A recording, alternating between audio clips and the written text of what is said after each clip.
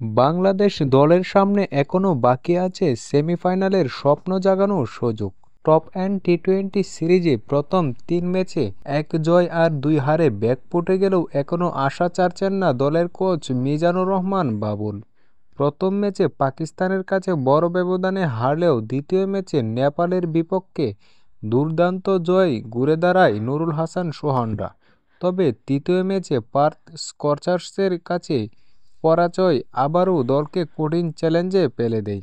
সেমিফাইনালে খেলতে হলে 3 ম্যাচে টানা জয় পেতেই হবে, এমন কঠিন সমীকরণেও আশাবাদী কোচ বাবুল। তিনি সংবাদ মাধ্যমকে বলেন, ছেলেরা এখনও মানসিকভাবে দারুণ আছে, প্রতিদিন কঠোর পরিশ্রম করছে।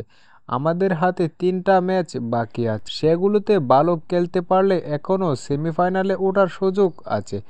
অস্ট্রেলিয়ার উইকেট এবং পরিবেশ নিয়ে তিনি আরও বলেন, এখানে খেলতে এসে ছেলেরা বিভিন্ন রকম উইকেটে ভিন্ন কন্ডিশনে অভ্যস্ত হচ্ছে। এই অভিজ্ঞতা ভবিষ্যতে জাতীয় দলে তাদের অনেক কাজে দেবে। হয়তো এবারের মানিয়ে নিতে একটু দেরি হয়েছে, তবে এটাই শেখার বড় অর্জন। বাংলাদেশ এ দলের সামনে এখন কঠিন হলেও রোমাঞ্চকর চ্যালেঞ্জ। শেষ 3 ম্যাচে টানা জয় পেলেই জেগে উঠবে সেমিফাইনালের স্বপ্ন। আপনারা কি মনে করেন, বাংলাদেশ এ দল কি পারবে সেমিফাইনালে উঠতে?